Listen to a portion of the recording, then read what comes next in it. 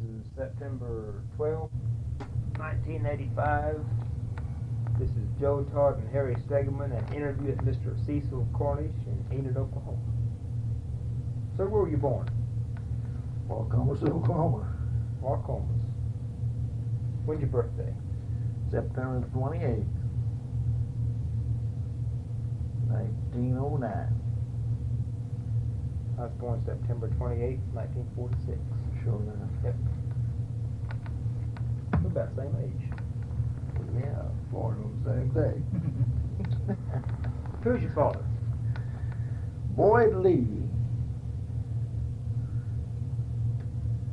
He always went the nickname of Dick. I don't know where he got that.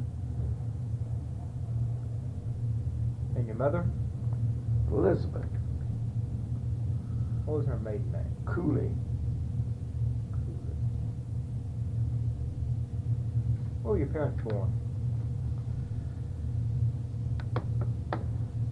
Well, I think my dad was born in Texas, because somewhere down around Terrell. I remember when he was a boy, he worked on the Wagons ranch down there, close to Terrell.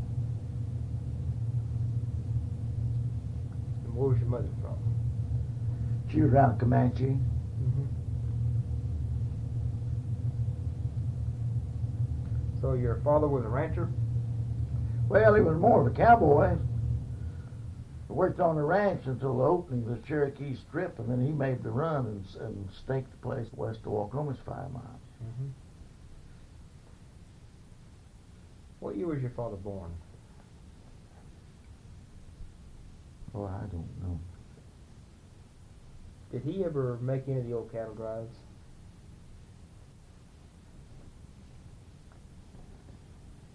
I've heard him talk about it. He might have on the latter part of it. Yeah, because the Chisholm Trail, they finally stopped it in 87, But 87? somewhere around there. I think he stopped and finally brought the railroad on through. That's what killed the trail. Yeah. And it was in the late 80s, I think. I think that he did. I heard him talk about the Remember trail. any stories he told you about those trails? No, I really don't. There was a lot of things, I guess a lot of things he never did talk about. I remember, I think he was in on the chase the time that they killed this old boy over there, the Pioneer on Skeleton Creek. What did we say his name was? I think it was Jaeger. Jaeger, I believe it was. Yeah. An I outlaw. believe it was, yeah. What about when he worked on the Huggins Ranch? What did he do there? Well, I suppose just a cowboy on that ranch. It was a pretty good sized ranch, because I remember later on we went down there one time. And this old man was about 80 years old when I was down there, but he was on a gray horse, and they was shipping cattle out then, or whatever they done with them. I know we eat in a big long cook shack there with all the bunkhouse with all the cowboys. I thought, what the greatest thing I ever saw. What year was that? Oh, probably probably about 1915, 16, something like that. So you were born on the farm over here by Wukomis. Right. Did your father ever talk about the day of the run? Yes. Tell me about what he told you about the run. Well, he said that they had burned all this meadow or prairie off there, and the wind was a-blowing, and I guess them ashes was blowing, and it was a miserable day, I think. And he rode a little, I remember the horse he staked a claim on. He was a red-roan horse they called Hornet. And he was married then, and I think they had one baby, and they left the baby in, I think in maybe down the ground Comanche or something, while he come up here and made the run. And I remember the old tree. Well, and they had them a dugout later down there on Turkey Creek. They lived in it. Then they had a sod house. I remember the old elm tree down there that had I remember the cottonwood tree that he stayed on light under the first time. It stood there for years. It hadn't been gone too long. I think it was about as big when he came here it was after he was gone. But it was pretty rough sledding. I think the only one horse that he had, and he was well, of course, a real good horse. I think he broke up an acre of sod that year and planted Milo. And I think the way they talked to little Milo for the flour and what wild game they got, I think was it. I think, it was late. September time they got their ground work to fir crop. It's late. The first year was Pruner Boomer, but then the next year I think they had a pretty good crop and probably more acreage. Where did he start the run from? Hennessy. Hennessy. Was that the line? Yeah. So that was on the south side, wasn't it? Yeah, 12 miles south of Wukomis. Okay. Yeah. Did he have much trouble staking his claim? I don't think so. I think that he had, this was reading, I think he must have been on the one of them cattle drives because he pretty well knew where he was going. Mm-hmm. And I think he came, I think when they left Hennessy, maybe about 12 miles, he wanted the creek bottom farm and maybe they had watered there or something. And I don't think he had any trouble. I think he staked it and come on up Enid, I guess it was Enid, to file his claim. But I don't think there was anyone else that staked it when he did. There's a good water supply on the You bet. claim? Turkey Creek. Mm-hmm. How long did he live in the dugout? The dugout in the sod house? I really don't know. I would say maybe 3 or 4 years. Mm-hmm. Now, was he married at that time? Yes. Mm-hmm. Had a baby. Left the baby either at El Reno or at Comanche when he made the run. And then I think my mother came up later with the baby when they got.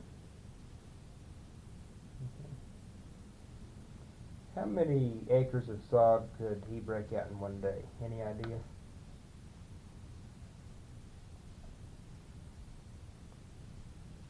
I would suppose if they got I would suppose over a half acre, acre maybe. Of course, they put in long hours. Yeah. There's a question I've often wondered. In the sod plow, you just have these rods, the mow board coming up instead of the regular mow board. Why did you just have those rods instead of a regular mow board on the plow? Any idea? They probably didn't know anything about one. They used them old wooden, some of them was wooden. Yeah. They didn't know. They just didn't have them, I guess. As a small boy, what chores do you do around the farm?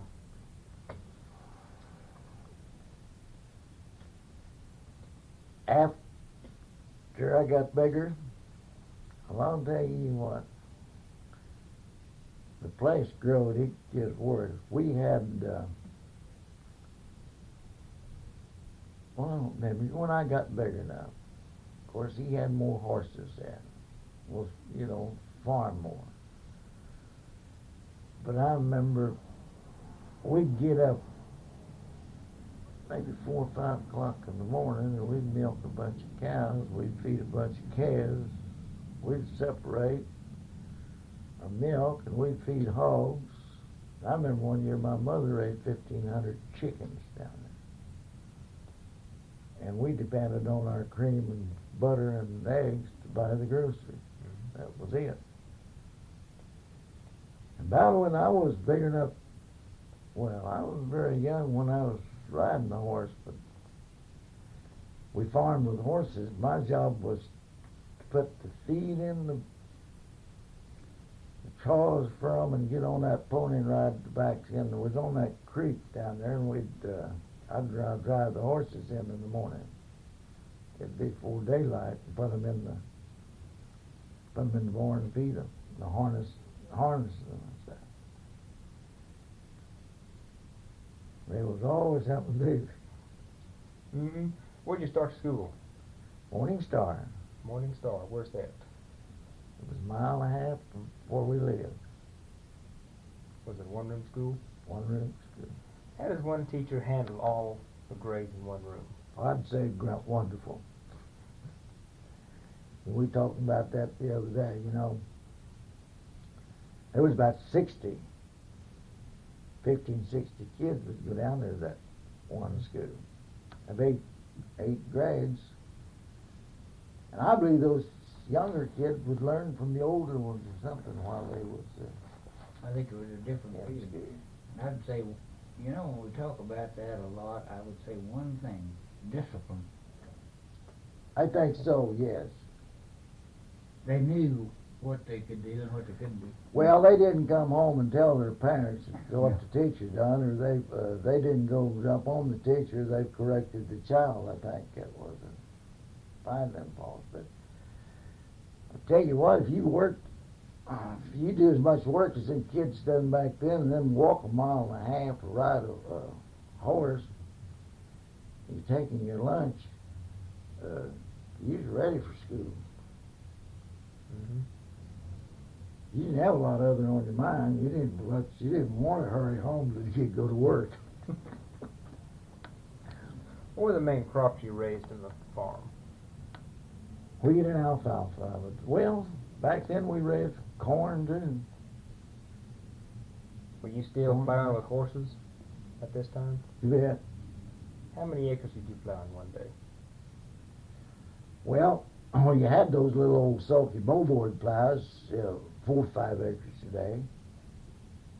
And then we, when it was a little drier, we used those 2 disc plows. And I suppose you plow 6, 7 acres if you got a good day. How many acres of wheat did you have in?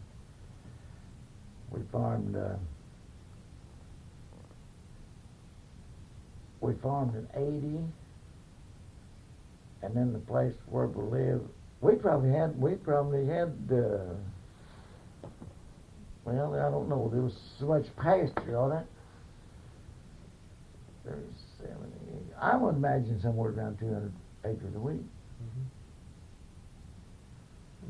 How long Keep did, 35, 40 head of horses and mules. which did you prefer, horses or mules to plow with? On mules. Why? Well, they can out. That's what I was thinking about, talking about acreage, how many acres you plow. We used to go to that 80, it was 2.5 miles down to there. Well, we'd go down there and maybe in an afternoon, if it was hot, and it was hot. Flies was terrible. Well, didn't know, no way to get rid of them. Take axle grease and rub on their legs. They get flies that eat sores on their legs. And if you got 2 rounds maybe, or 3 rounds around that 80 in an afternoon, you're lucky. We stood on the corner. But the beautiful part about back in them days, your neighbor was in the same shape. We'd rest and we'd talk, we'd visit. Till the horses kind of cooled off a little, and we'd make them another round, and they'd rest a little more. And taking real good care of his horses, my dad did. He would never work on Sunday and would usually lay off on Saturday afternoon. Maybe go to town with groceries or something on Saturday afternoon. But if their shoulders would get sore, blisters or anything, he would change off. He kept his animals in first class shape to work. Mm-hmm. How long would it take to harvest that week? 200 acres. Well, practically all summer when it would start, they would bind that you could, you take 4 good mules on the binders, you could get 20 acres of wheat down in a day. Mm-hmm. And a good, one good man that shocking that week could keep up with the binder. He could shock about 20 acres a day. But then they would stack that back in there. They'd stack that, then they might not thrash it till August or September. What about rain whenever you stack wheat? What do you do? I was talking to Harry the other night about that. There was an old man, George Lee. He's an old man, but he could make the prettiest stack you ever saw, and it would just shed water like covered over it. You just didn't have any waste on it. Mm-hmm. And there's an art to that, too. I suppose keep the metal, firm and build her up just like building a house. Beautiful. Who had the thrashing machine in the area? Oh, Sam Adkins probably had the big outfit from Drummond. Mm-hmm. They used about 21, 23 bundle wagons. Then they'd have spike pitchers out there that help load, and they'd have one at the couple at the extra at the machine to help unload. What did you have to pay the thrasher to come and thrash the wheat?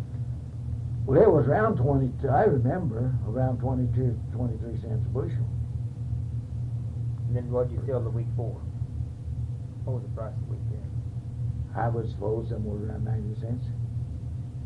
That was in what? Goes varying. What year was this we're talking about? It come up during the war, didn't it? 1919, there was a little, but I don't know. I suppose to be talking about, I don't know, 15 or after the war. When did things go haywire after the war? In 21 or something like that? There was a little depression right after the war there. Yeah.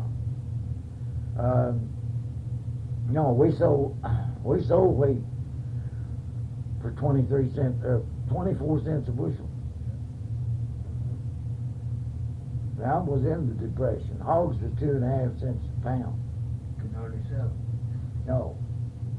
You could buy an 800-pound steer for $16.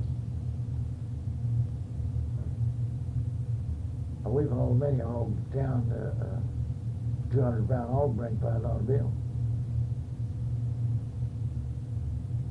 Kind of hard to believe, isn't it? Yep. May get that way again, looks like. Yeah, but it's a different deal. All we'd have to do is get a little coal oil. We did find it goes those gas lights, but I think gas probably was 9-10 cents a gallon. And coal oil probably 4 or 5 cents a gallon. They would deliver it. And we just didn't, back then we'd go to the black shacks out there and they'd give you the wood cutting it. We'd go out there and, I remember had an old Model T Ford, we'd drive out there and cut timber, cut one day, get a load, get up at 3 o'clock the next morning, hook mules, an old running gear wagon, go out there and load those poles up, bring them home, and saw those up. You'd probably buy a ton of coal for $5. And you didn't have that high price fuel, did you? Where'd the coal come from? Out of from Tulsa, McAllister. They talked about McAllister coal. Okay, after, what kind of house were you raised in on the farm? Just a wooden frame house. How many rooms? I don't know what that first room had. I would imagine, I don't know what that old house had. Probably about 4 rooms. The first one, but then later on he built an 8-room house.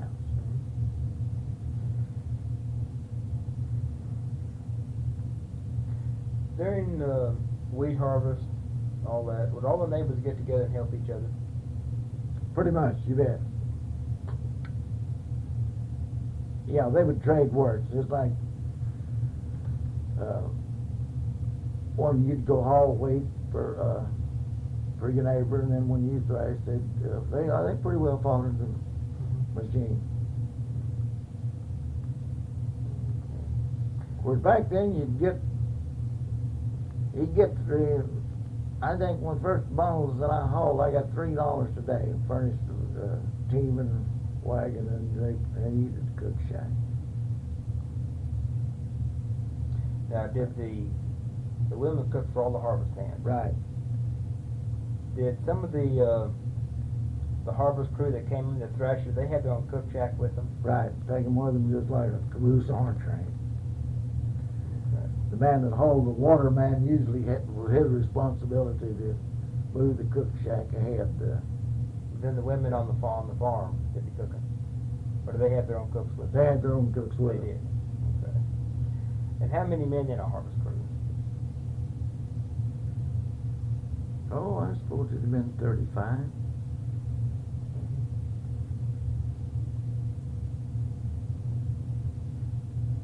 Do you remember Armistice Day, the day the war ended? That was November 11th, 1918. Not exactly, no. And how many wagons do you have in the farm? How many wagons? Yeah. When we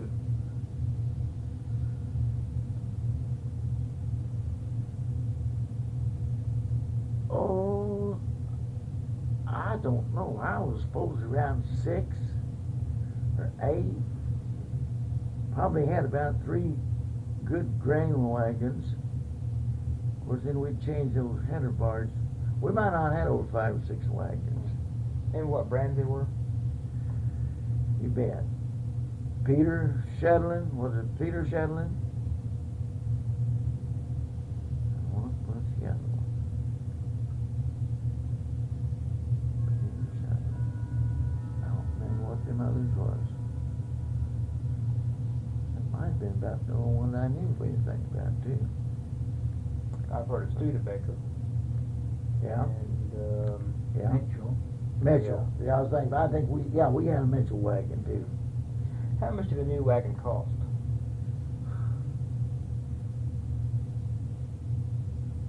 I don't remember just exactly what I would say somewhere around $65, $85. What did that include? What came with the wagon? It was complete. It had the spring seat and the brakes and everything, everything. All the single trees, double trees, Yeah. and all the tongue came with it? Yeah, complete. That include the bow and the wagon sheet? No, That was extra. that was extra. How much that cost? Oh, gosh, I don't know. Wouldn't cost very much. I bet wouldn't cost $10, I don't suppose. But I Now, remember used to buy those bows 50 cents a piece. Yeah. What were they made of? What kind of wood? Willow, I believe. I believe Be willow. something flexible. No? Yeah. I believe willow is what they were made out of. Now, what maintenance did you have to do in the wagons to keep them going? Grease them about the only thing, and keep the tires set. And how to keep the tires on? Take them to a blacksmith, and they would heat them, shrink them. How wide are the tires? Well, they had an iron wheel and a wide wheel. They finally, the iron wheels was the earlier ones, pulled a lot harder. Then they finally come out with the wider wheels. I would say 3.5, 4 inches wide. And that little iron, they was a high wheel wagon and probably a 2-inch rim on it. And the old Black Beauty axle grease was the big gold in it, so we used it for medicine and everything else. How did you take that nut off the wheel, off the hub? There's a wrench that you stick through your double tray, on your double tree. A pin that goes through that has got the wrench that fits the cap on it, and you just unscrew it. Of course, the nut unscrews backwards. Mm-hmm. But your wrench comes on with it, and it holds your single tree on, or a double tree.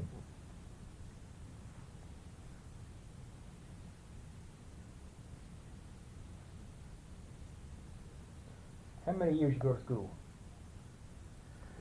I went to school, I guess, about 12 years. Went through high school. No, I didn't get back through high school. Mm-hmm. In fact, the matter we're talking about farming, I remember one time we didn't start plowing on 80 down there till middle of September after school had already started. And farming was more important than school then. We had to get the farming done before I started back to school. Mm-hmm. So I did graduate from the 8th grade at Morning Star, and then I went to Drummond High School for a couple of years. But I never... School wasn't the most important thing back those days. You have to get your farm work done. You bet. That was a living Matter work. of survival. You bet. So you went to high school in Drummond in the 20s? Yeah. There many flappers in Drummond. Back in those days? Mm-hmm. I don't think so. Did all the girls bob their hair? Oh, no. Few of them did. Mm-hmm. Yeah, this is what you're talking about. Yeah. Yeah. Paint and the rouge began Yeah, about that the time. short dresses. And Yeah. Yeah. I've been so long ago I forgot about that.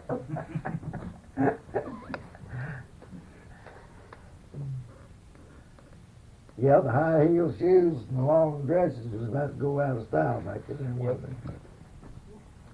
When did you first get interested in rodeo?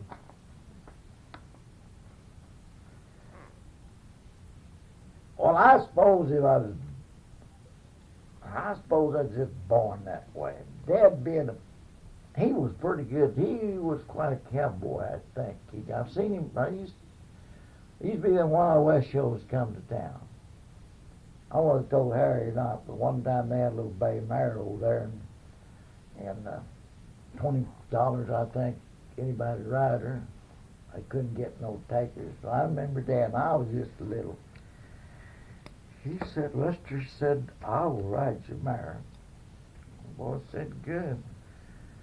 Well, they saddled the mare, and he was going to get on. He'd never get on a horse without the stirrups being hobbled.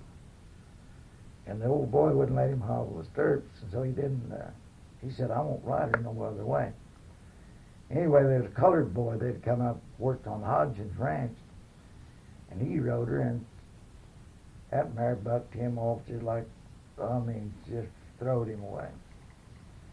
Dad said, I'm kind of glad I didn't get on her. Said if it had been a train come through town, I believe she'd have jumped it. Then one time I was up there at Hodge's ranch, they had a little old mule, and he was 50 years old that day, I remember that. Because we just got up there, and this mule had bucked this old boy off, and he was a horse wrangler there. And I remember Dad walked up. He was stout made, but he wasn't very tall. He said, well, Buster, he said, I'm kind of an old man. I'm 50 years old today, but that mule can't buck me on. That old boy said, well, I'll bet you 5 you can. He said, well, I'm just going to take your money. And he got on that mule, and he rode that mule all over that lot, and he throwed his pocket knife out of his pocket. We went and I remember going looking for his pocket knife. He got off. He said, she is pretty rough. I believe she'd buck a lot of people. And then,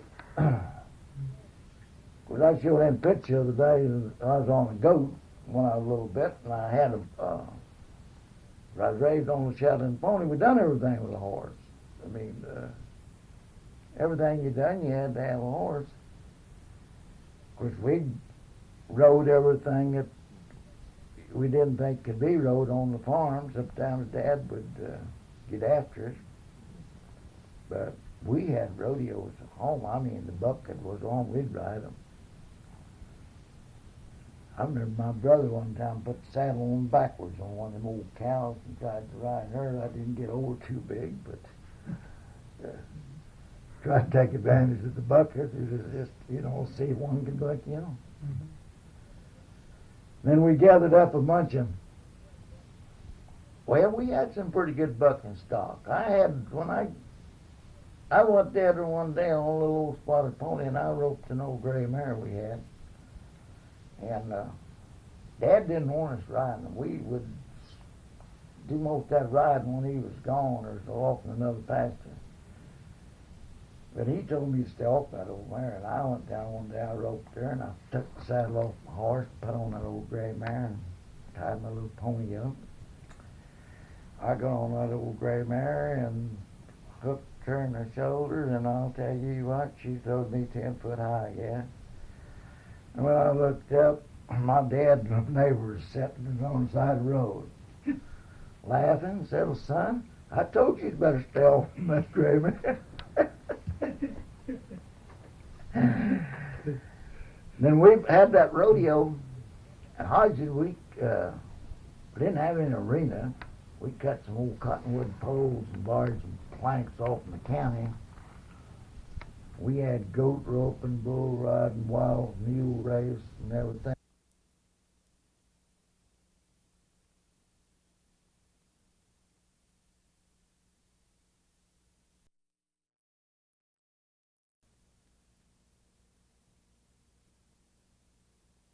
Egg gathering, I mean buggies and everything. And they'd have riding one thing. And I remember then after that, I rode bucking horses up there and go around over the country. Somebody of them mean when he couldn't ride, go test him, see if he could be rode. Some of them was bad and some of them wasn't.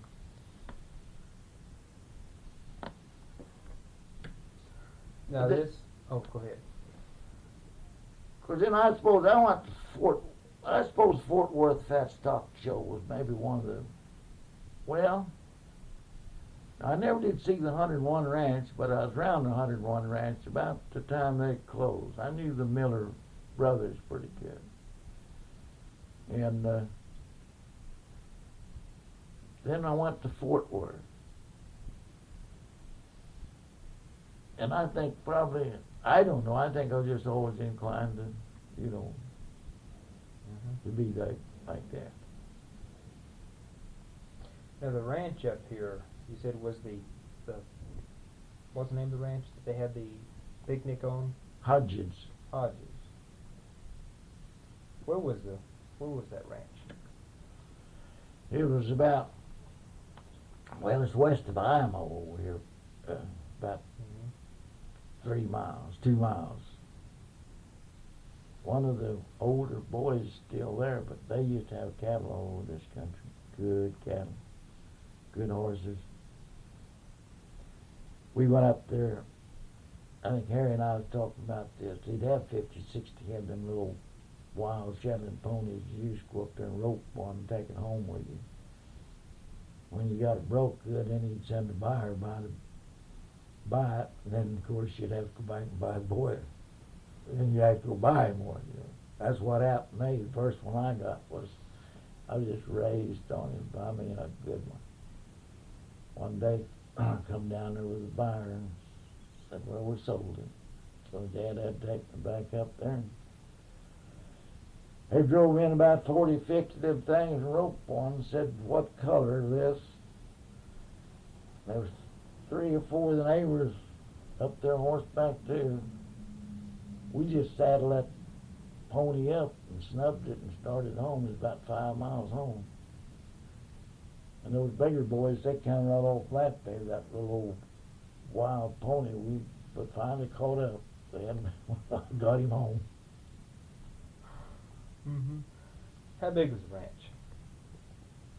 I don't know what Hodgins had there. I think they had about,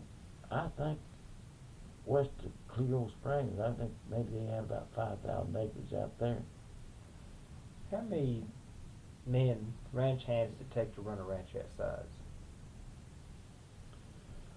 Well, I don't really know how many outside people they had, but the family, I would see Mrs. Hodgson out there.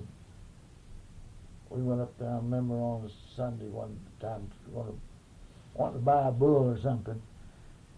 And boy, she was out there and they was earmarking those and branding them and the old man and the boys. The old bunkhouse still sitting across the road down there. They used to do their own horseshoeing out there. And I really don't know how many men that they would have had on that Hodgson Ranch. How many? Not as many as you'd think. Yeah, how many families did they have? We had 2 boys and a girl. All that I recall.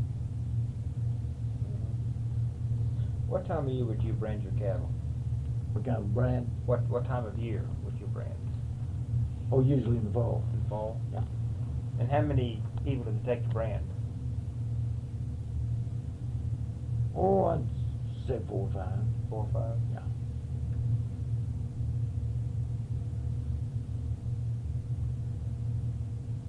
Of course, then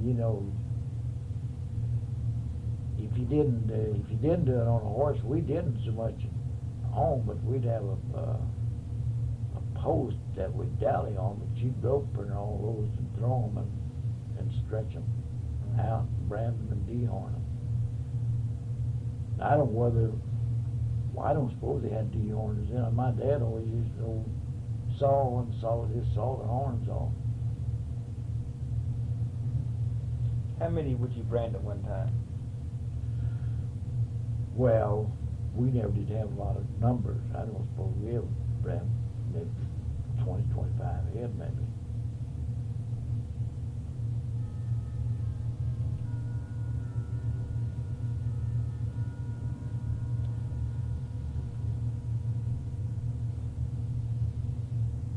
Tell me some stories about you in the rodeo days.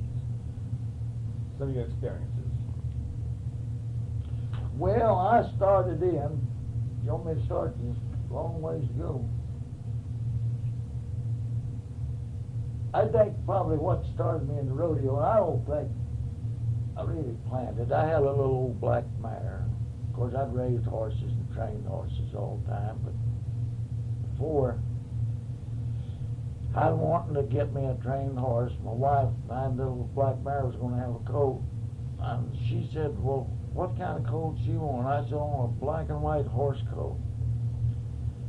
And boy, when I went down there one morning, right there by the barn at the gate, was a pretty little black and white spotted horse colt. I hollered, come here, see what I've got.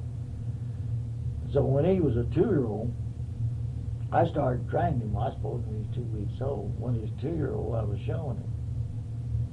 One time he was 3-year-old, I was working some pretty good shows. Then I added the Roman team, the 2 yellow horses that jumped for you. Then the next year the bull act. Then later on then I went to trick riding. Then later on I put the Liberty horses with them. And just started out at home, $5 performance. Bert McLaughlin, 3 days show, and then I went to Charlie Knox, Charlie Mulhall and Charlie Knox had the big rodeo at Covington. I got $60 for it. I don't know whether I told Harry or not, but being my wife thought, that was a lot of money.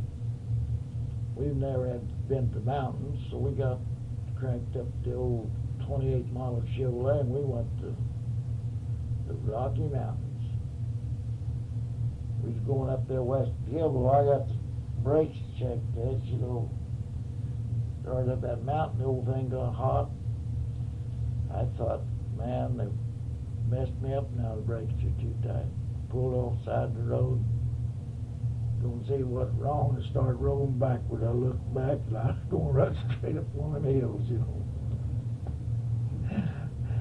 There wasn't nothing wrong with the car, and I said, when coming back, we got as far as Buffalo, they're not out of money, and we got a little cheese and crackers for the last money, and later on in. That was in the showing up when the Dust Bowl days, so there wasn't nothing but bare fields and Russian thistles to roll.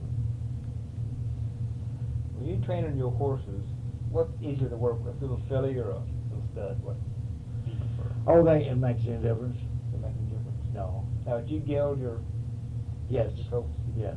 You gild them. Yes. I think maybe, I would say a gilded would be more dependable all the time, because that's probably your mares whenever they, you know, come around, and it would be those things. But there's as much different in horses as there are people. There's some people, or horses you've got to be a little more strict with, and some of them you can't, you know. You know, we used to raise quarter horses back home. Yeah, there's a difference. Oh, yeah. And you can't tell which was the smartest, the dumbest horse I ever had. Maybe it was one of the better horses in the Liberty Act. If everything was going good, smooth, he was right there. But if he got a little mess up, he was lost. He just quit too. He just maybe stand around and turn around and look at you to get him straightened out again and go good. Why were they called Liberty horses? Because you don't have any strings on them. I mean, they're freewheeling. Oh, okay.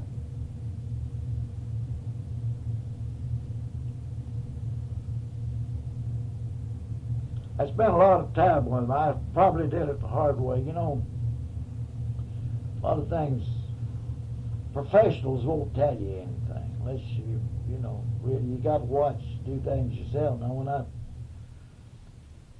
course, I was a little odd, I guess. I always got on a horse on the wrong side, because we didn't have a saddle when I was little. I had to get a hold of the mane and, you know, get up the best way I could. And I always got on a horse on the right side for some reason, doesn't it? It was a little hard when I got saddled to get on the right side. And then when I started trick riding, I'd do my work on the right side, which was all right, till I come along working these building shows. You always run to the right, and it puts you between the horse and the wall. And so I had to keep my horse quite a little, you know, back from the wall a little bit. And the Liberty horses, I trained one horse, then I'd train another, then I'd put the two together, and I just kept working them that way. Probably, if I'd known more about it, I could have put maybe a lead horse and trained them all together, but I'd done it the hard way, I think. So what kind of back would you have the Liberty horses doing? What kind of back were they doing, the Liberty horses? They would walk the ring curve. One of them would walk on his hind feet. They would do the waltz. They'd do the reverse. And then they'd rear them all on the finish. One horse would come out and do the cakewalk while the others were going around. I'd reverse one way and one the other, then bring them back together, then wheel the six in a wagon wheel. They were beautiful act. Yeah. What breed of horses were they? Oh, I raised most of them. They was 1,200 pounds. They're just mixed breed then, there were no? No, they Palominos. Oh, Palominos. Yeah, pretty good bred horses. Good for them. I'm through them. There's a picture of them.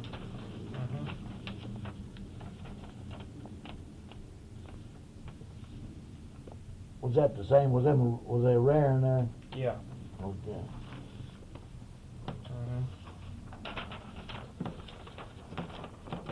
So we just kept going, and you know, you'd work one show and they'd hire you for another, and finally what there were major rodeo that they ever had. We went to Canada.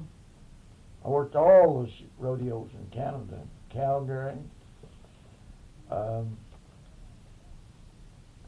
You know, when I was trying to get started, when I was trying to book shows, everybody always said, have you, you know, committee would say, well, have you been to Cheyenne? No, I haven't worked Cheyenne. So I wanted to work Cheyenne. 1 year I worked Cheyenne, and probably the hardest show I ever worked in my life for the least money. But I worked Cheyenne, you know. I never did talk about it much unless somebody asked me. I said, yeah, I was Cheyenne. Why was it so much more difficult? Oh, it was so big. Mm-hmm. Yeah, it was, as back in that old stadium was sure over a quarter of a mile long. Well, on your trick riding, you'd go down for an introduction run, and you'd trick ride one run, you'd trick ride back, you'd trick ride the third run, and you'd go back for the sellout, for the finish. Heck, you've already run your horse a mile and a quarter. Yeah. Not high altitude, everybody played out. And the show goes on when the acts went on. Dick Truitt was dogging the steer when I was trick riding down through there, and the steer jumped that old rail, and here the doggers, the steer come right up the track. I was going one way and then the other. Well, I kind of gathered up and got out of his road. Then the next day they run the water sprinkler in front of me, and my horse slipped and fell, wasn't it? And I was glad to get out of Cheyenne when it did. I went to Turkey, Texas last year, Bob Wills deal. This boy that does a lot of announcing, and well, he does it all down there. Fan of Bob Wills. I went in there that night. Boy, he seen me call me over. He got to laughing. He said, "You learned." He said, "You taught me something." He said, "I'll never forget it." And I said, "What's that?" He said, "Remember when we was at Denver's convention, the Cheyenne Wild Committee wanted to hire you? They said they told you you'd get a lot of publicity." And said, I read back and said, "Publicity, hell, I don't need publicity. I'm just working on Madison Square Garden when I need money." He said, "I never did forget that." I'd heard that publicity stuff for so long. So, did you know Bob Wills? Oh, very good. What kind of man is he? Greatest man I believe ever. Maybe for all the time. Just run across the picture of old Bob a while ago. Like I said, I hadn't looked at these. There's Sonny and Bob. And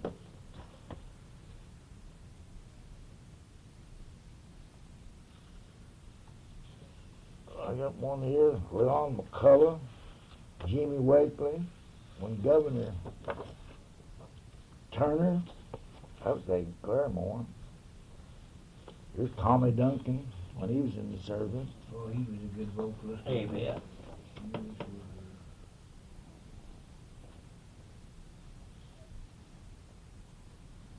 I was a policeman in Dillinger, in the Dillinger picture. That really got tough.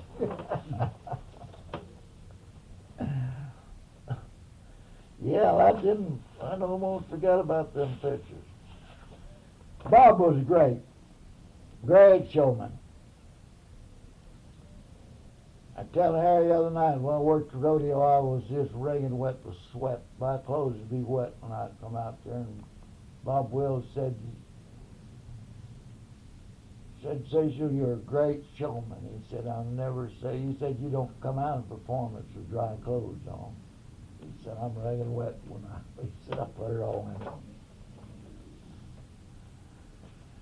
Oh,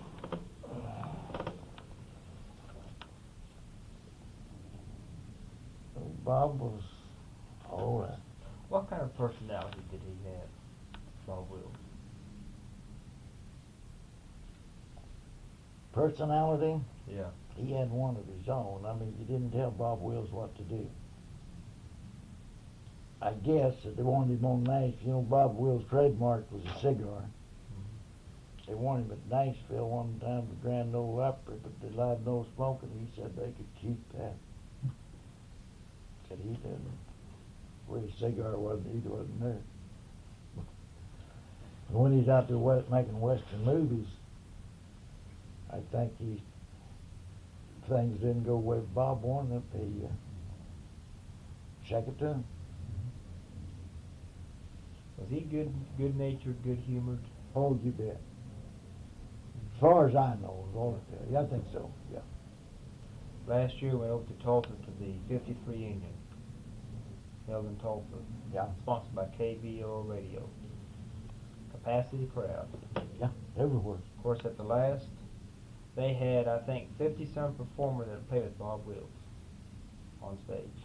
Well, they had the same thing at Turkey, Texas this year. And at the end, the last song they played was Faded Love. Yeah. And they were supposed to play for like 2.5 hours, and they played for almost 4 hours. Yeah. And nobody left. Yeah. Great. Well, this is what we was talking about, history. You see? Yeah. They won't forget Bob Wills. No, Yeah, never. that's right.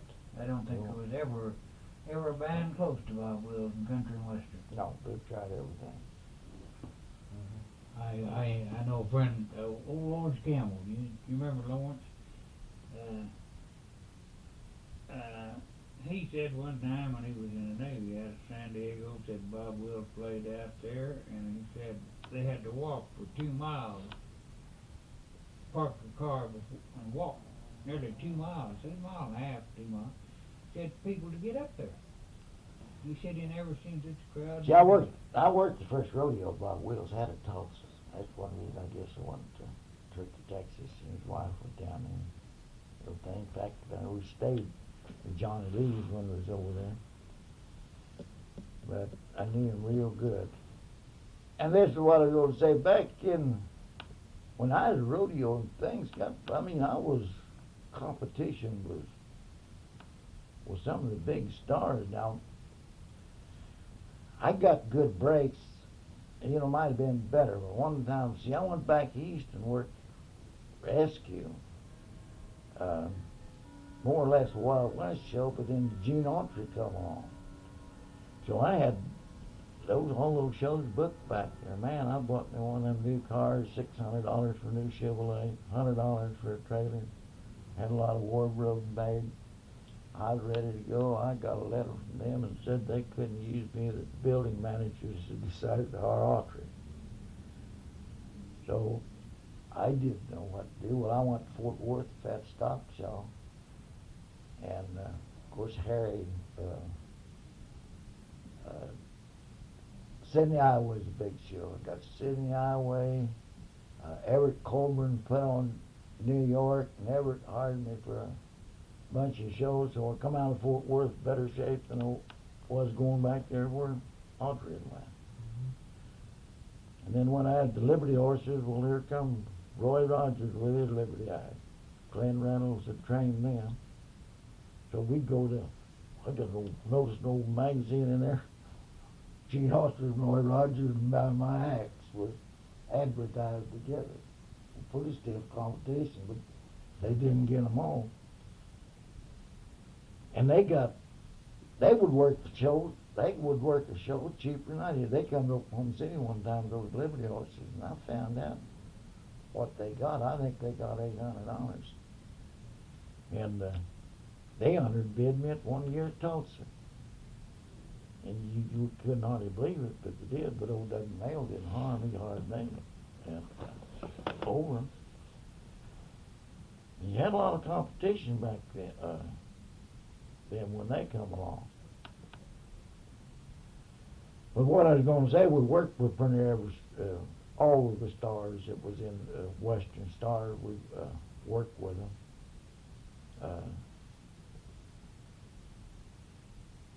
I worked with Hoot Gibson, around Gene Autry, Roy Rogers, Tim Hope, all of them. You just name them, and somewhere or the other worked with them. Cisco Kid. I know his pictures here a while ago that were pretty wild that I'd forgot about. I'm gonna replace all these one of these days with something else. But Cisco Kid come down there one time, an old poncho, and one of them idiots come up there, and it was in the winter time, and we hadn't been on a horse for a long time, and it was cold. And we got them outlaws together and got out there in the pasture, and this is what we were, Cisco Kid. I'll never will forget that morning. I was kind of like that Indian, please, Mr. Custer, don't bang me.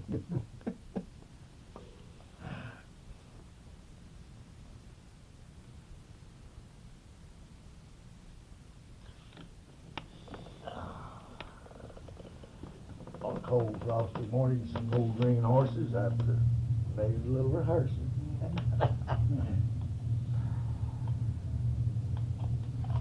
But it's a different ball game now. We used to go to a rodeo. It was a 3-day rodeo. We knew everybody. I loaned them money. I had a contract. Them boys that was broke, I'd pay their entrance fees. Some of it got back, some of it they didn't. They'd ride with you, one town to the other. It was more or less a big family. You was there 3 days. Now they've got them at 100 shows a year to even be, up there, airplane, flying, make one performance. Get one out of stock, they're gone. If you go to see a certain cowboy, he won't be there when you get there. He was already come and gone or on his way. I asked one of them in Colorado Springs the other night, I said, where was you last night? He said, hell, I don't remember. Had 5 shows lined up to go to when he left there that night. I think it's too commercialized. Yeah, terrible. Terrible. They don't have the good buckets horses like you used to have. What kind of prize money were they giving when you were? You'll never forget it. 25, 15, and 10 would be. See, I was in Hampton the year the Cowboys struck. That's when I joined the association. I think it was one of the big ones. I remember they paying $80 first prize in the calf roping. But they had 40 calf ropers is $20 entrance fees. So the Cowboys wasn't getting their money back. Frustrating they organized. But that was big prize money back then. Some of them 15, 10, and 5.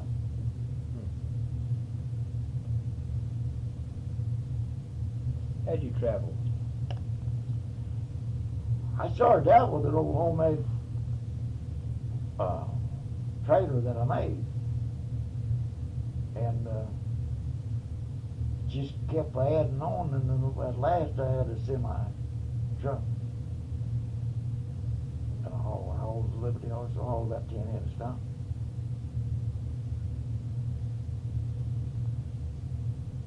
When did you start rodeoing professionally? Probably 1937. 37. Yeah. And when did you 37. finally quit? 1970. 1970. I think my last show. I was up in Montana about my birthday, I guess, about September the 28th. There was frost on the window.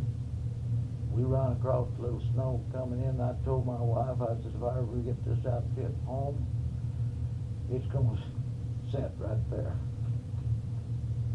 We've been gone all summer. I checked it to. How had rodeos changed from 37 to 70? well, like you say, professionally. Now it's all sponsored by beer companies, cigarette companies, Ford, Dodge. It's changed a lot the last few years. Here just a few years ago, they wouldn't even allow a clown out in the arena with an ad on his, you know, Levi's used to furnish their clothes and shirts and pants, anything you wanted. Then Wranglers come along. They then started putting Wranglers or Levi's on the clown britches. They stopped that. Now they run a new Dodge pickup, maybe two of them out there in the arena and leave them set before the show starts and advertise. Dodge Motor Company, Ford Motor Company, Winston's signs, they're furnishing all of the score tables and everything. It's like you say, it's just commercial, it's big business now. In 37, he sponsored the rodeos.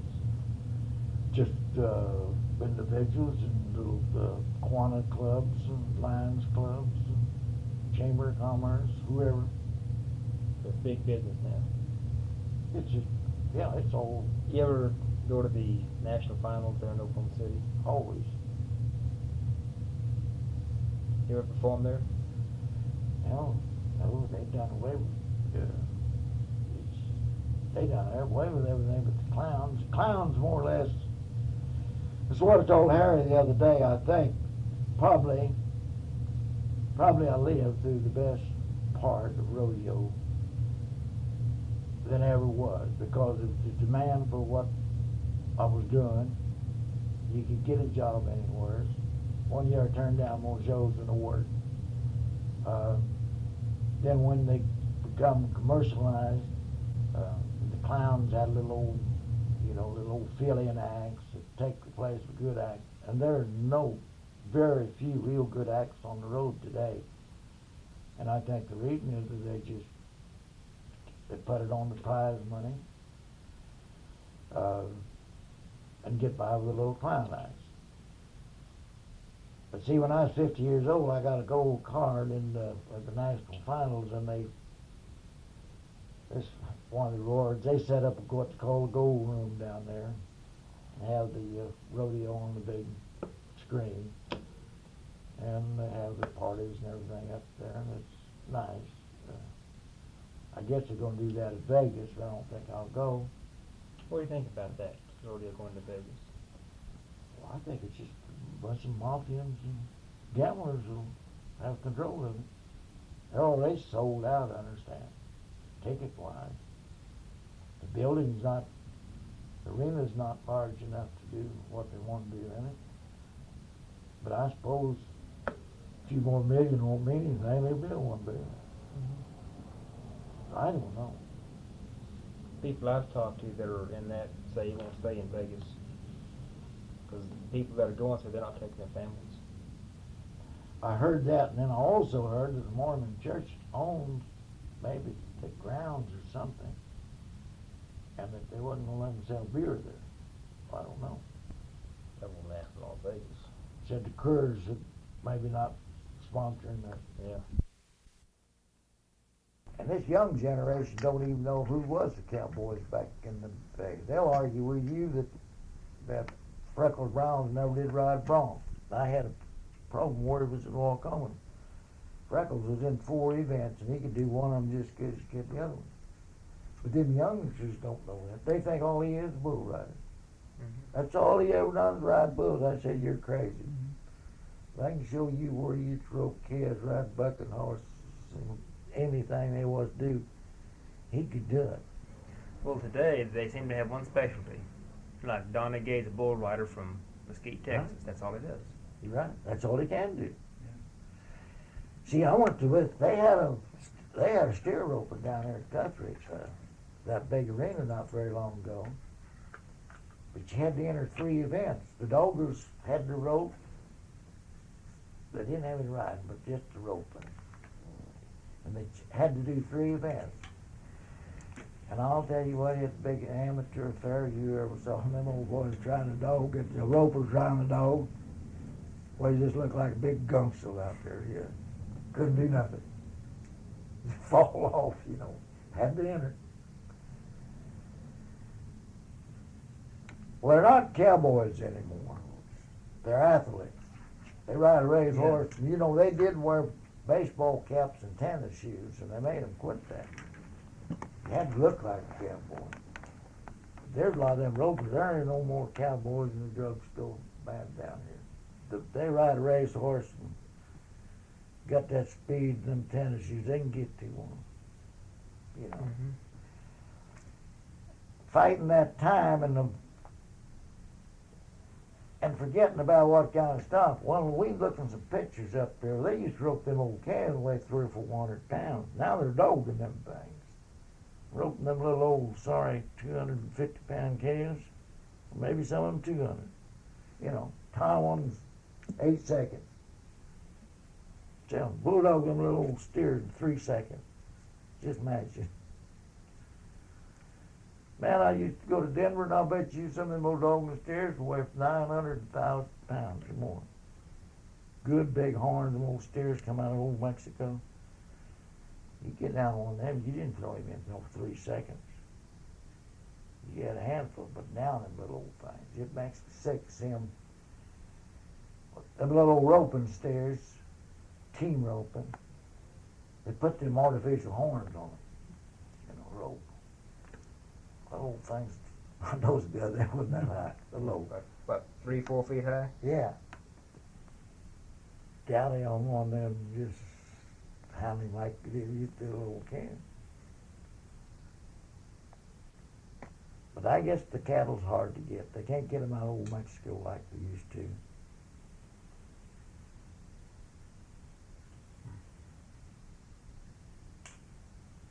But they're getting along. I guess you can't criticize a good thing.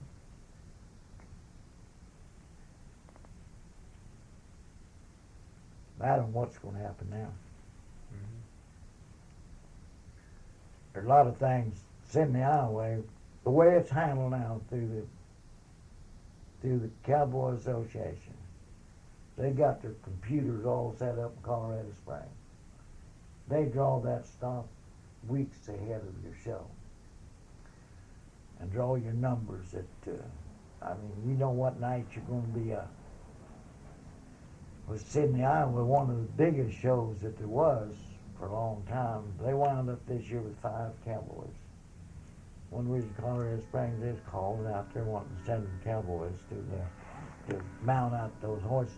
Yeah. But he was coming to him, and he said, if we get one head of stock, I'm coming, but if there's not enough cowboys, I have to have 2, said I won't go. Well, they can draw out if you want to, so you'll all wind up where it is with no cowboys.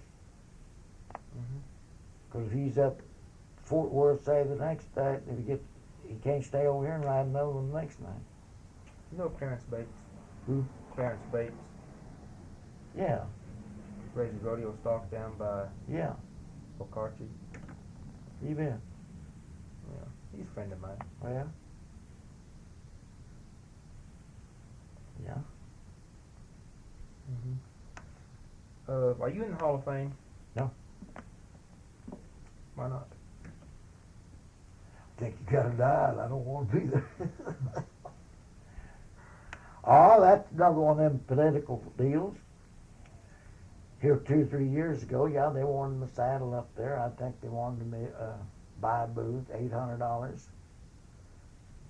I guess I like Bob Wills. I said, hell, I've earned a booth with Cowboy Hall of Fame. I don't give you no $800. $500 join the Cowboy Hall of Fame. Hell no. I said, I was rodeoing women jumping up on brush pile and yonder he goes. I just don't believe in that. I have to buy myself. Yeah, you don't buy yourself in now. You ain't forget it. And it got us. It's And terrible. that's the principle, at least. We're gonna lose it. We're gonna lose the thing completely, I think. Yeah. Now they did have some pictures of it down there, in there, and somebody stole them. Either that or old Crinkle stole them. I don't know. 'Cause I saw one of them in the Cowboy Champions at Colorado Springs the other day. There's one up there, and I wait for sure there's one at the Might have sent down from National Final or the rodeo down there. But I don't know. Does the bull jump in the car? The bull jumped in the car? Yeah. Well, that was quite a little chore. I guess I kind of accidentally got on to that. Talking about wagons, I had one of them old high wheel wagons down there. I got the idea of jumping him. He jumped pretty good. Well, I guess I jumped everything. You jumped them little ponies over the fence instead of going through the gate. But I built me a little place and got this old wagon and dug the wheels in and put my wagon sheet over it. I started him over some baled hay. Got him jumping this wagon, and I thought, well, he can jump a car. Boy, that back there too.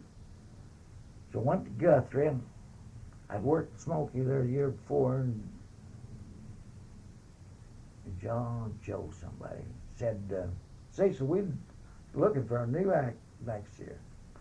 I said, Joe, I've got it. What is it? I said, I got a purebred Bramble bull that I can drive to a cart in the parade and jump a car with him.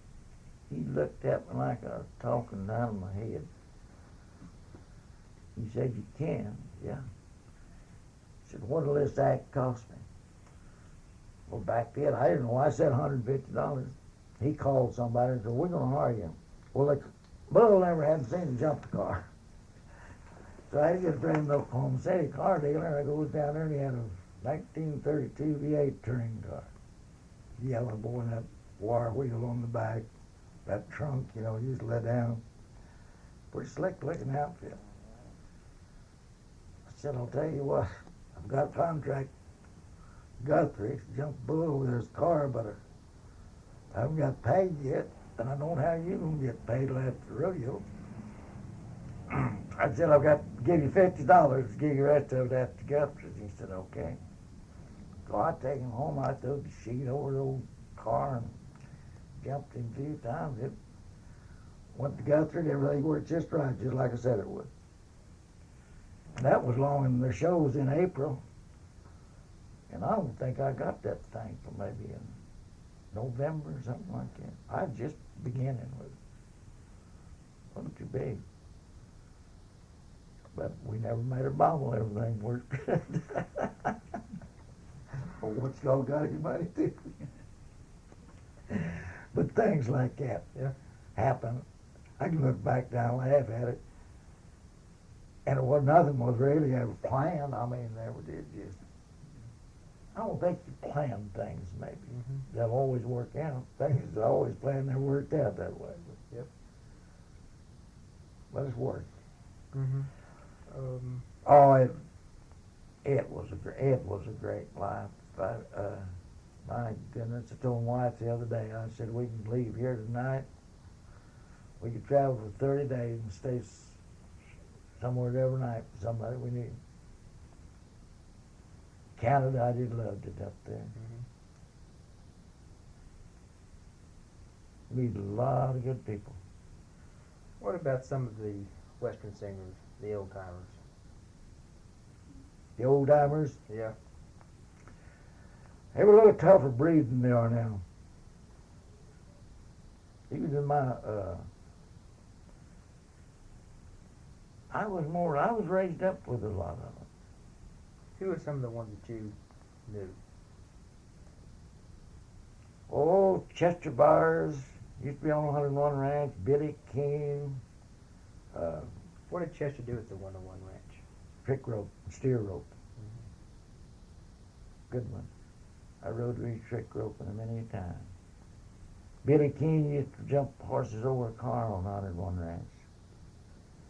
Hoot Gibson used to cowboy. We rode broncs and off his trick rope back then too. But we went to, we loaded stock out of Elk City one time and shipped to St. Louis. Train, that was during the war. there was a Ross, and there was, I can't think of the old boy's name, but used to be pretty tough. We rode this caboose up there, and that brachial, that old, he was going to get up in the, top of that, and that brachial said, Jonas D. Armand. He says, you don't ride up there, and that old Jonas picked up that stove poker, that old Todd. He said, oh, yes, old man, I ride up there. The man said, okay. So what do we got? We didn't get to St. Louis yet. He helped us out. He said there's some baggage cars sitting over there that were dead heading back. He said, well, you boys would rather go back and ride in that baggage car, would be all right. So when we left, that old man said, well, boys, you was a little rowdy when you first got on, but you sure have tamed down a lot. This Gene Ross one time, they was leaving on a train like that, and they tied the rope and tied the fence to the caboose. Well, the train took off, took fence and all. They used to do things like that. It was. They don't do that anymore. I was riding with Charlie Broadbacks one time in that convertible. We was going to show. I had all my clothes in there. Charlie, I don't know, his hat fell off. He wanted something. His hat fell down on the road again. We was going down. We was crossing the bridge, and there we'll forget. It was a good Stetson hat. I don't know what one was called then. It fell down on the road, and I just tossed it out the damn window. Well, you son of a... That's my gun hat. I said, an old boy hitchhiking damn sure don't need two hats.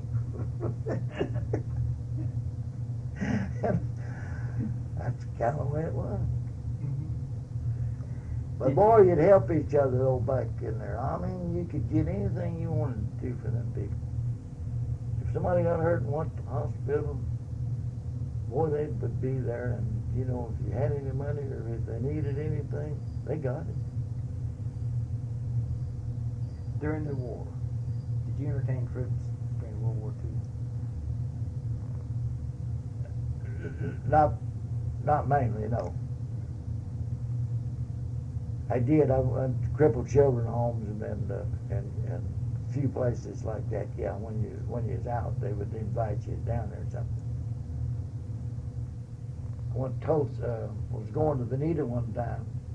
I had one gas ration.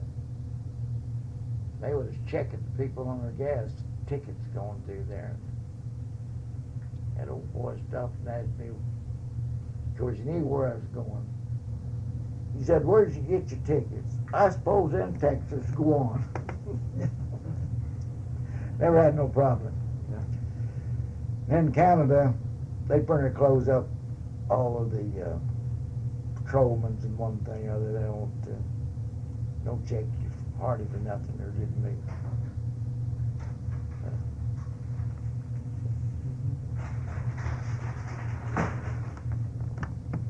Forgotten about this thing for 10 years, and I have to tell you what.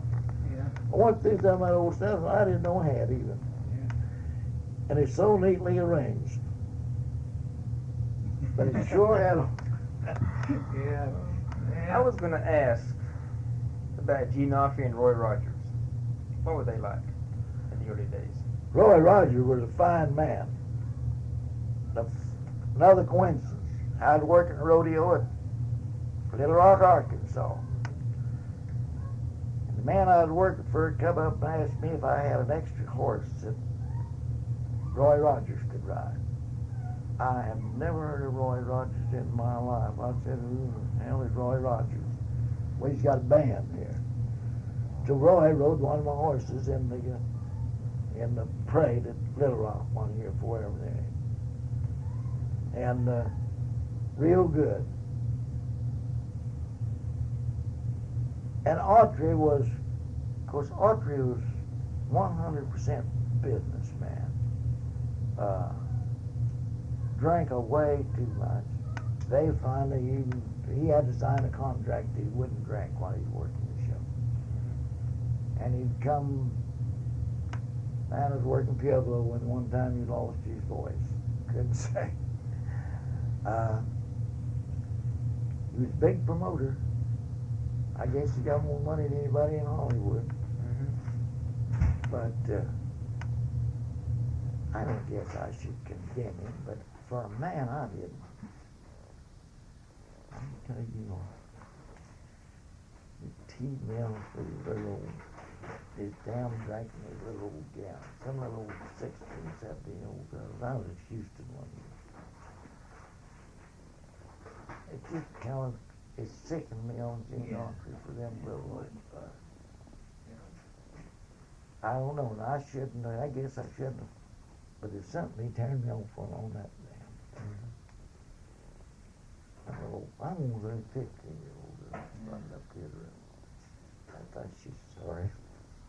So,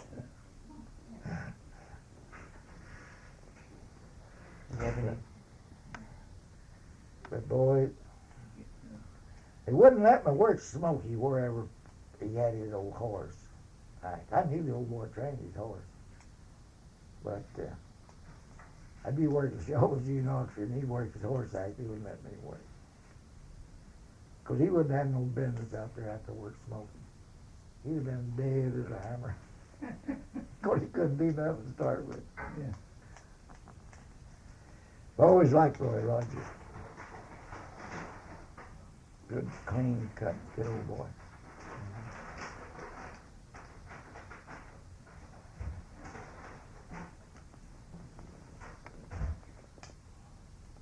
Smokey horse. Yeah, that was kind of an accident. That Mrs. What was her name? Painted that. She wrote me a letter way back then, wanted a little picture of Smokey, and I sent it. She wrote me, she's become very famous. Oh, that's Midcast, yeah. Yeah. Did you know Tom Mix? I've never met the man, I don't think, but once in my life. He got killed just about the time I started.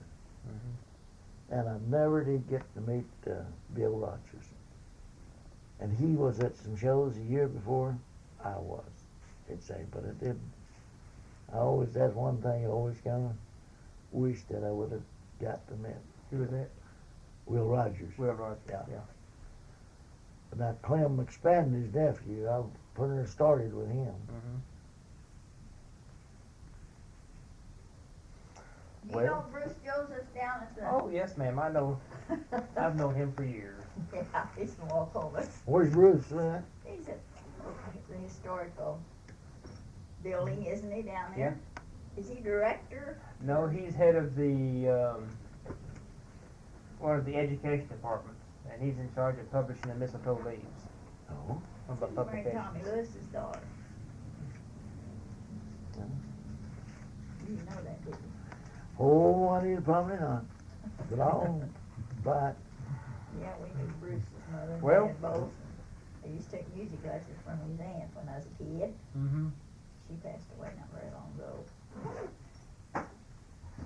What do you think about all this rodeo What do I stuff think and traveling about around? Well, I washed the dirty clothes and made the shirts. I'm gonna let my dog in now. I'll talk to you. I tell you what, well, she won a lot for some, but I think a little rough for her. I think she'd rather stay at home and do farm work, make my clothes.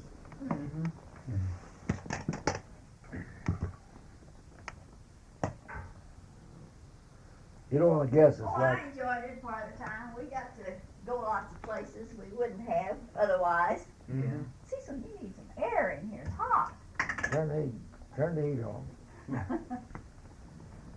You know, when I first started out, I went to Nickel Hills one time, worked one of them high-powered horse shows. I did work for your horse shows, too. I worked one of the big horse shows in Baton Rouge, Louisiana one time. But probably I had spoke in the Roman team, didn't I? One Nickel Hills out there. I'll forget. Well, I think you just had the Roman team, maybe. Wayne was little. And, of course, Juanita was setting up for them rich buds. Didn't want anybody to know who she was or you know, man. Wayne was with her. He was little. He was little bitty when I was real little. I had on that gold satin suit and come in on them yellow horses. Wayne said, God almighty, there's my dad. Stood up. God almighty, there's my daddy. One of these days, she just the sun crowds up there. Boyd Hefner and John Lindsay was plowing. Their wives used to go. We was in Arkansas one time, sure enough, back in the backwoods. Big people, right there in the fall of them cotton fields. Boyd's wife, she still laughs about it. Them old girls, Freckles will tell it every time you see him. Said, Cecil and I was at a dance one night over in Arkansas, and he said half them women was barefooted. Ain't that right, Cecil? Freckles, that's right. This old, I come in on a Roman David and Hoyt and John's wife was sitting with him. That No, old it's woman. Gladys Schwartz. Yeah, Gladys, that old woman sat there and said, when I come in, she looked at us and said, God almighty, ain't he pretty?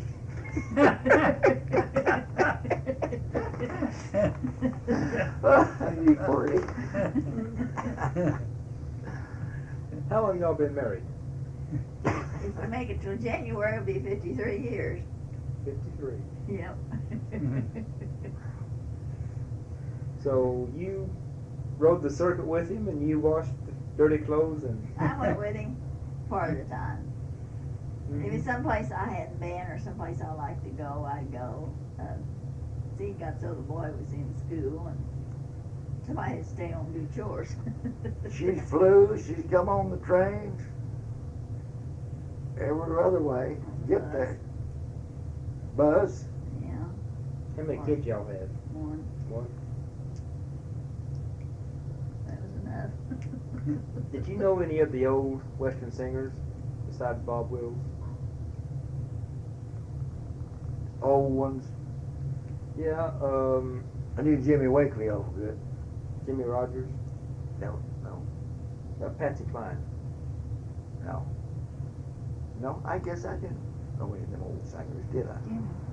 Gene and Wally. Well, well, and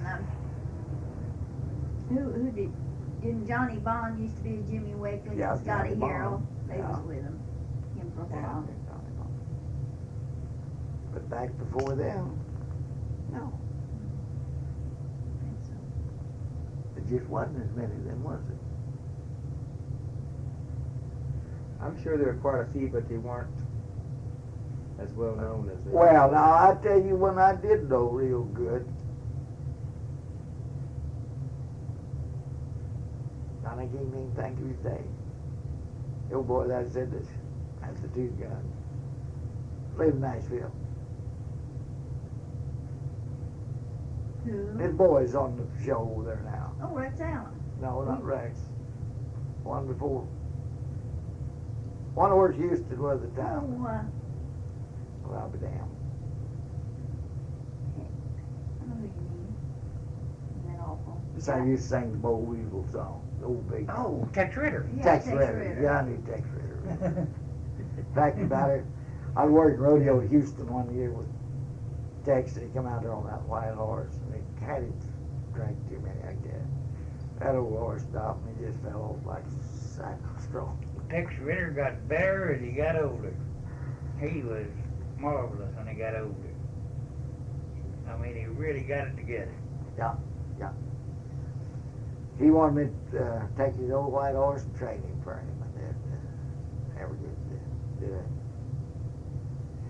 And Jimmy Wakely, about the time Gene Autry went to service, Jimmy made a few westerns, and he come down to my house one morning and wanted me to take Smokey and one of the yellow horses and go out there and make some pictures with him.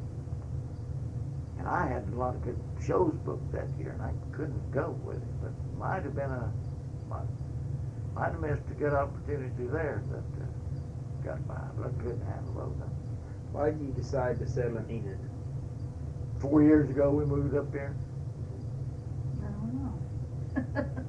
That's a good question. I'm going to think that one over.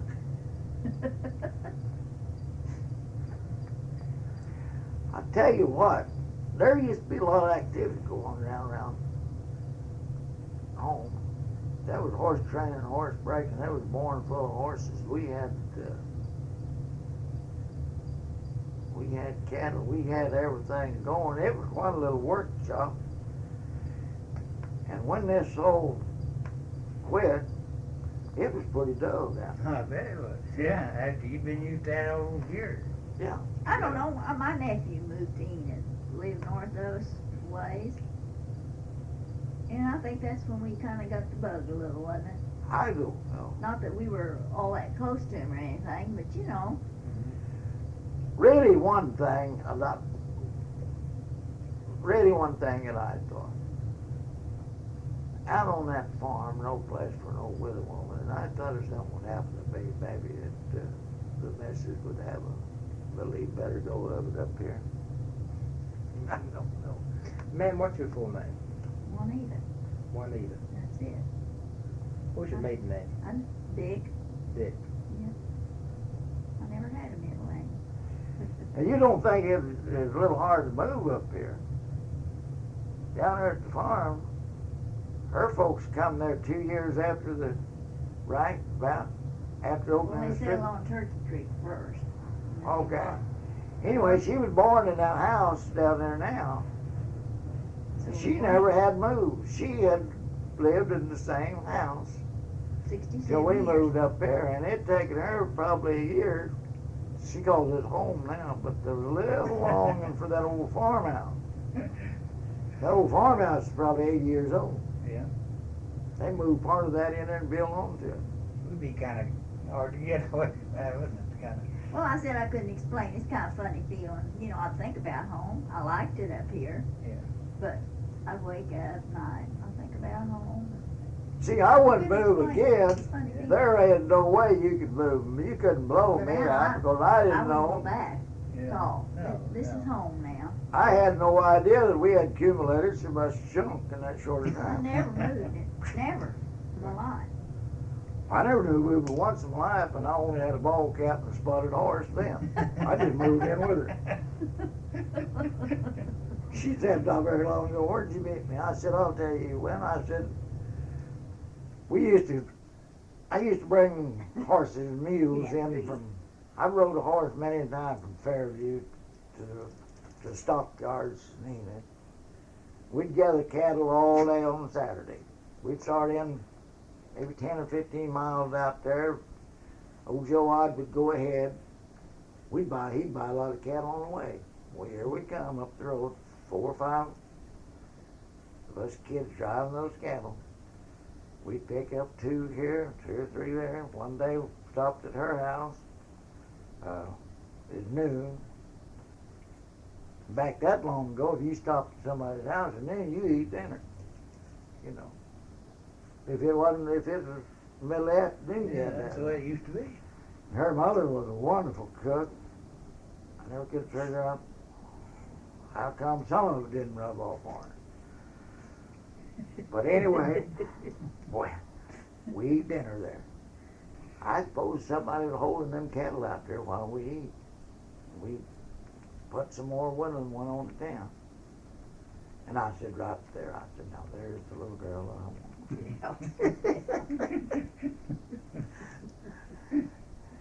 You know, we used to load them old hogs in a wagon or team haul Yeah. to market. We used to drive, throw them in with a bunch of cattle and drive them hogs. From Bill Haneke's, 1, 2, 3, 4, 5. To old Aston place, he had scales. We'd drive them things 5 or 6 miles, get up before daylight. Job. She'll try to drive a hog 6 miles. I don't know how they done. Mm. Well, I think we have a good interview. I got to come back and do a video though. Okay, you come back anytime. Thank you. Yeah.